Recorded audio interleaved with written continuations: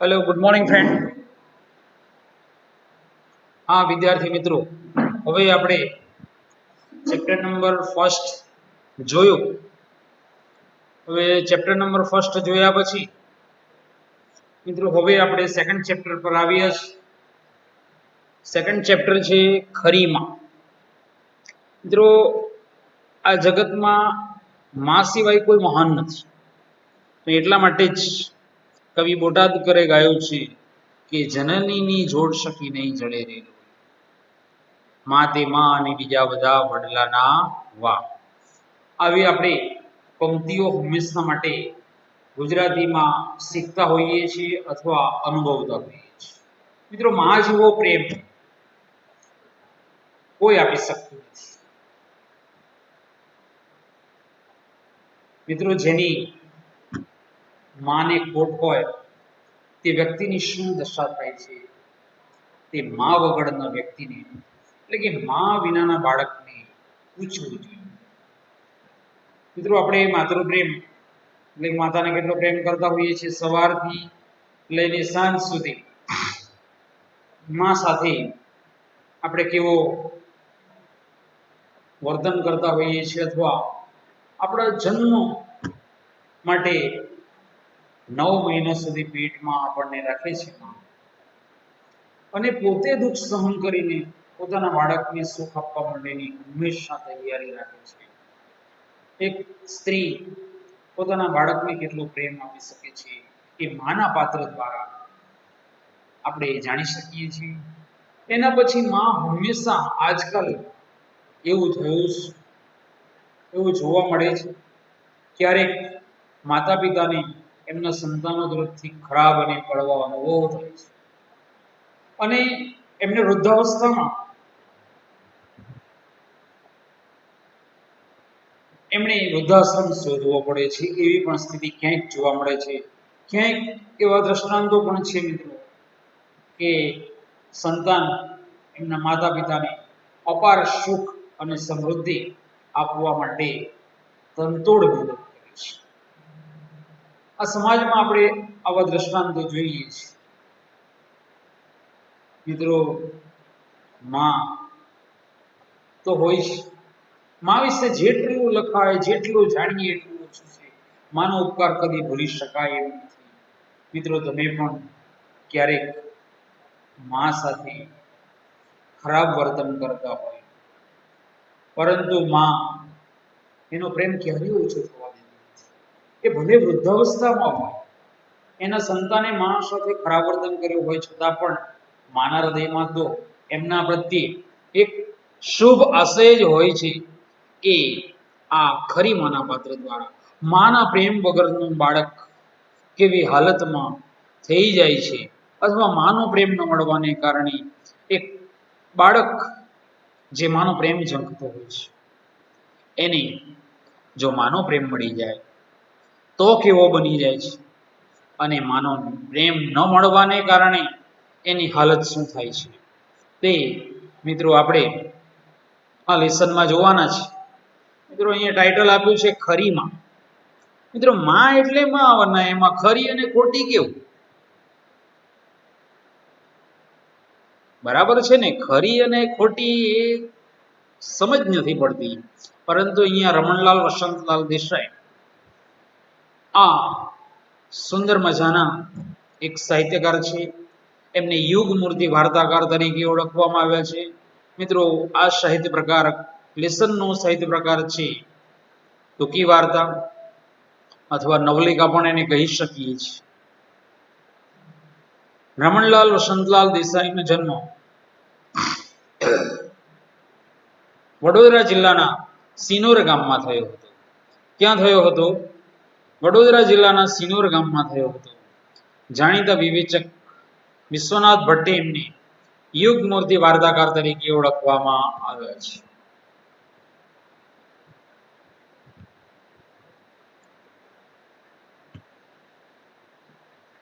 હવે તમે અહીંયા તમને અંડરલાઈન કરી દઉં છું. રમણલાલ વસંતલાલ દેસાઈને વિશ્વનાથ ભટ્ટે યુગ મૂર્તિ વાર્તાકાર તરીકે ઓળખાવેલા છે.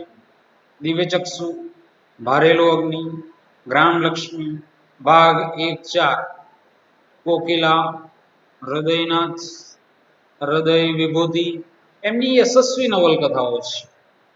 મિત્રો સુંદર મજાની નવલકથા પણ એમણે રચેલી છે. તેમણે નવલકથાઓ ઉપરાંત નવલિકા,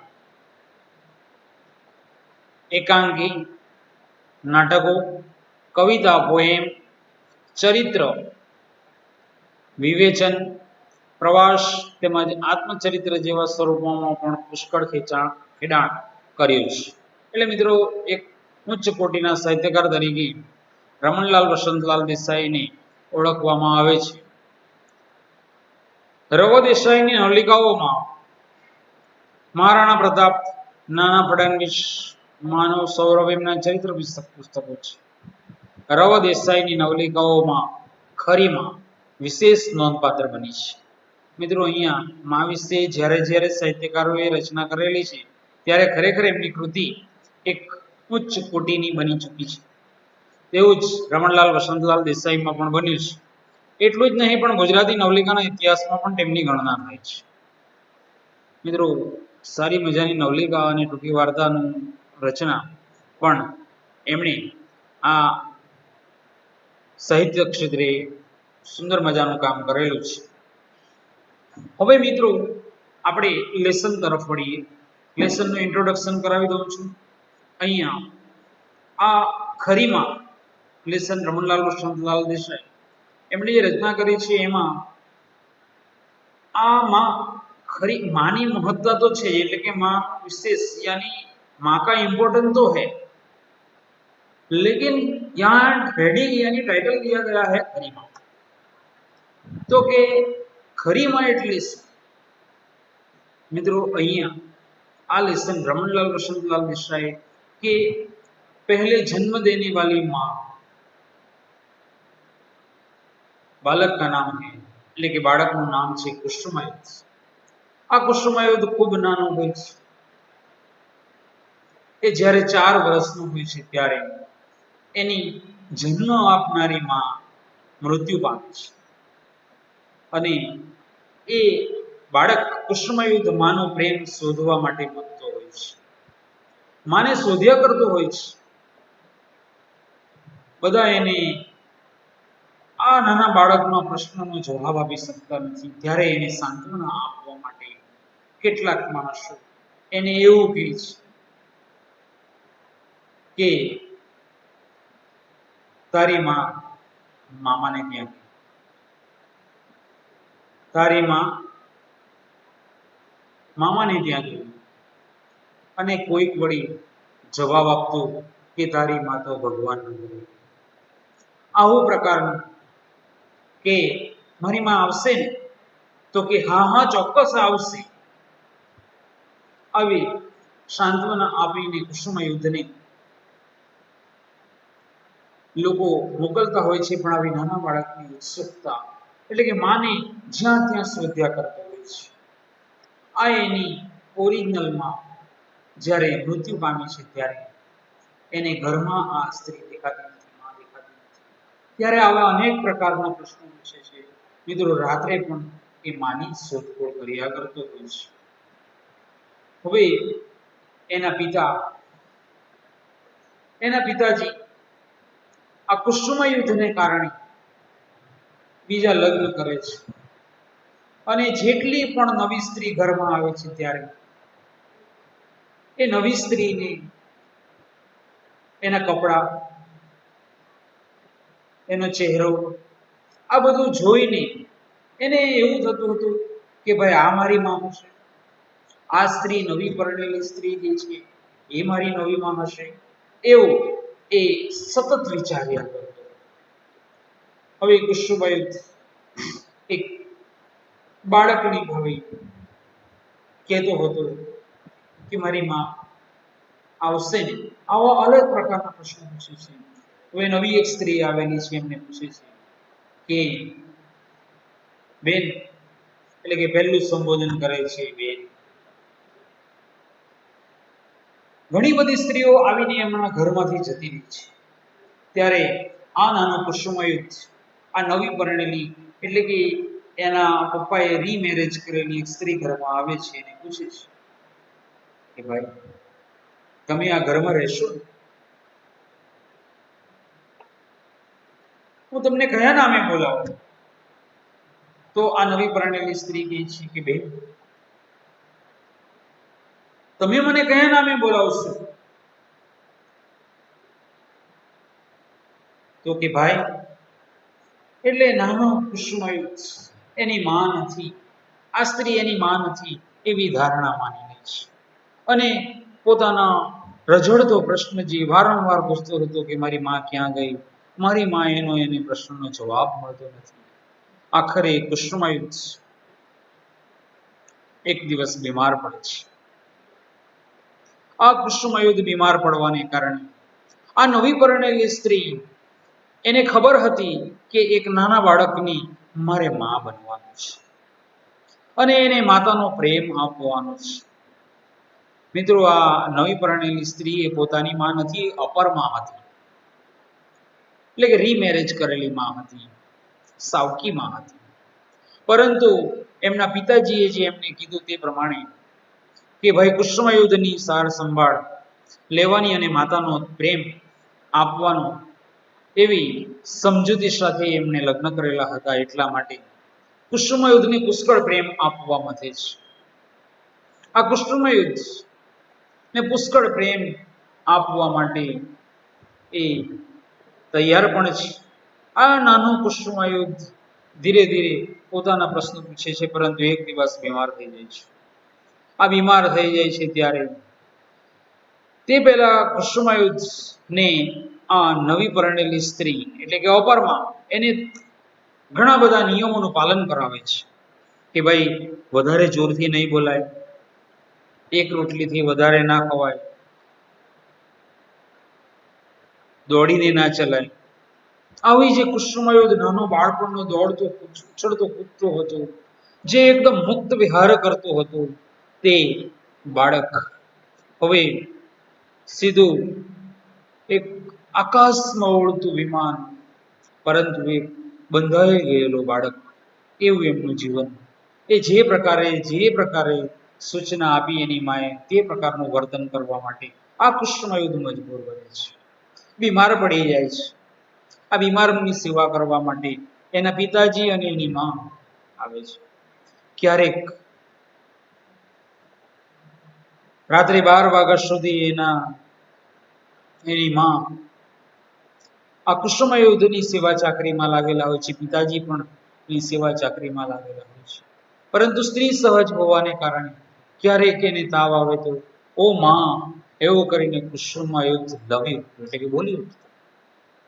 એઓ ત્યાંથી ખસતા નથી અને જ્યારે કુસુમાયુધ આવી રીતે ઊંઘમાં બોલી ઉઠી છે, એની પાસે બેસી રહે છે આ સ્ત્રી, ત્યારે કુસુમાયુધ ઊંઘમાં આવો બોલી ઉઠે છે, ઓ માં.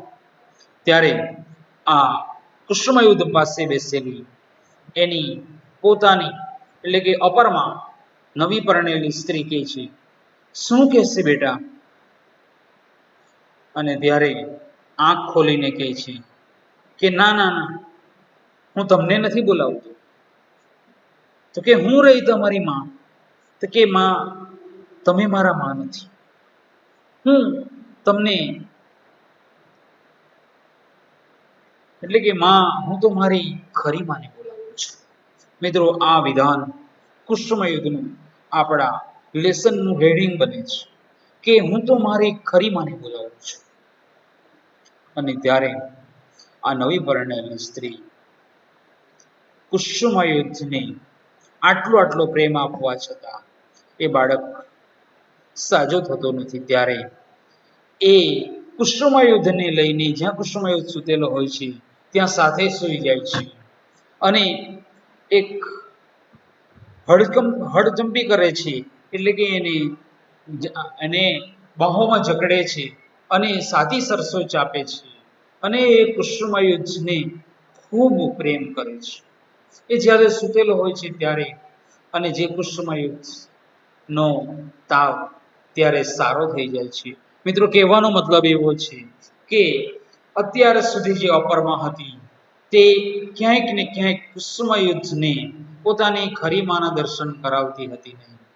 અને જ્યારે માતાનો પ્રેમ એને સાતી સરસો ચાપી લીધો અને એને ગાલે ચુંબન કર્યું અને જ્યારે એનો સાથે સૂઈ ગઈ, એને બાહુપાસમાં લઈને સૂઈ ગઈ, ત્યારે આ કુસુમાયુદ્ધને પોતે ખરી માં હોવાનો અહેસાસ થયો અને મિત્રો એને ખરી માનો પ્રેમ મળે છે. ત્યારે આ કુસુમાયુદ્ધ તાવમાંથી પણ સાજો થઈ જાય છે અને આ કુસુમાયુદ્ધને પોતાની અપરમાં હોવા છતાં પણ એને ખરીમાં જેવો પ્રેમ મળે છે અને ત્યારે અપરમાં ખરીમાં મળે, ખરીમાં બની જાય છે. એટલે મિત્રો એવું છે કે જરૂરી નથી કે ખરીમાં હોય તો જ એને પ્રેમ મળે છે, પરંતુ પ્રેમ એક સૌથી સાચા નિર્મળ પ્રેમ એક સાચામાં સાચા રોગનું અથવા સાચામાં સાચા દુઃખનું ઔષધ બની શકે છે. એની પ્રતીતિ આ રમણલાલ વસંતલાલ દેસાઈ આપણને આ નવલકથામાં એટલે કે આ નવલિકામાં આ ટૂંકી વાર્તામાં આપણને સમજાવવાનો પ્રયત્ન કરે છે. ઓકે મિત્રો, આ પૂરા લેસનનું ઇન્ટ્રોડક્શન તમને મેં કરાવી દીધું. ઓકે, હવે આપણે આ બુકમાં આપેલું ઇન્ટ્રોડક્શન આપણે જોઈએ. સમગ્ર વાર્તામાં એટલે કે પૂરી વાર્તા, મિત્રો વાર્તા છે, ટૂંકી વાર્તા છે આ લેસન અને નવલિકા પણ કહી શકાય. બરાબર, વાત અપરમાની છે એટલે કે આ જે વાત છે તે સાવકી માની છે પણ महत्ता खरी मानी है, परंतु इंपॉर्टेंट किसका है? खरी माँ का, यानी जो ओरिजिनल माँ है उसका है. રવ દેસાઈએ કુસુમાયુદ્ધના પાત્રના સૂક્ષ્મ ભાવોનું સરળ છતાં સચોટ ભાષામાં તાર્કિક ચિત્રણ કર્યું છે. એટલે કુસુમાયુદ્ધનું પાત્ર એટલે કે નાનું બાળક લઈને એ માનો પ્રેમ શોધે છે, એ કુસુમાયુદ્ધને લઈને એમણે સુંદર મજાની રચના કરી છે. સાચા, निर्मल, निर्मल એટલે કે પવિત્ર, साचो એટલે કે सच्चा, निर्मल यानी किसी भी प्रकार का स्वार्थ वाला प्रेम नहीं. निर्मल प्रेम ની प्रतीति केवी असरकारक निवड़े छे, यानी अगर हम सच्चा प्यार किसी से करते हैं, हम स्वार्थ वाला व्यवहार किसी के साथ नहीं रखे तो उसकी असर कितनी असरकारक होती है वो इधर बताया गया है. असरकारक निवड़े छे ते नवलिकाना अंत साथे, यानी जहां एंडिंग होता है वहीं पता चलता है कि सच्चा प्यार किस प्रकार का औषध यानी दवा बन जाती है, साथे सौ भावों को अनुभवी सके छे. प्रेम स्वयं औषध छे. મિત્રો સાચો પ્રેમ આપો તો ભલભલા માણસની ઔષધ એટલે કે દુઃખ દૂર થઈ જાય છે. સામાજિક જીવનના અનેક વિરોધો, સામાજિક જીવનના અનેક વિરોધો અને વિષમતાઓને એટલે કે વિરોધો અને વિષમતાઓને પ્રેમના ઔષધથી મિટાવી શકાય છે. મિત્રો જોઈ શકાય છે આજે સમાજમાં અંદર અંદર લડાઈ ઝઘડા ચાલે છે, ધર્મ ધર્મના નામે લડાઈ ઝઘડા ચાલે છે, પરંતુ મિત્રો સાચો પ્રેમ કરે તો આ બધા જ વિરોધો આપણે સાચા પ્રેમથી એટલે કે જેટલી વિષમતાઓ રહેલી છે એને આપણે પ્રેમના ઔષધથી દૂર કરી શકીએ છીએ. એની પ્રતીતિ नवलिका वाच्या पछी अनुभवासे, यानी ये खरी माँ लेसन के जरिए हमको सिखाया गया है. चैप्टर नंबर 2 रमणलाल वसंतलाल देसाई, उन्होंने यहाँ ये लेसन कुसुमायुद्ध के पात्र के द्वारा दिखाया गया है. मैंने सारा इंट्रोडक्शन करवा दिया है फ्रेंड. यहाँ हम रुकते हैं, अगले वीडियो में देखेंगे. Okay friend.